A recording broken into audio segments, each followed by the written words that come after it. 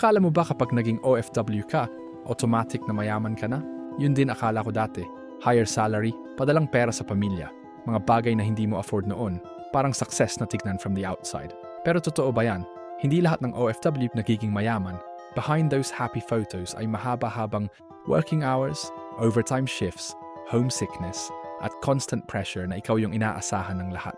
Maraming OFW ang nag-sacrifice ng mga taon malayo sa pamilya just to provide better life sa mga mahal nila sa buhay.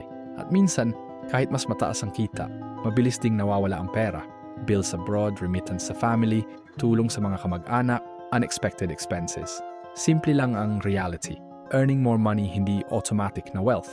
Walang financial discipline, saving habits, at tamang mindset, pwedeng mag-spend ka ng mga taon abroad, pero pakiramdam mo zero pa rin. Dito sa page na to, nag-share lang ako ng honest conversations tungkol sa OFW life, struggles, sacrifices, at mga natutunan ko. Hindi ako expert, personal experience ko lang to.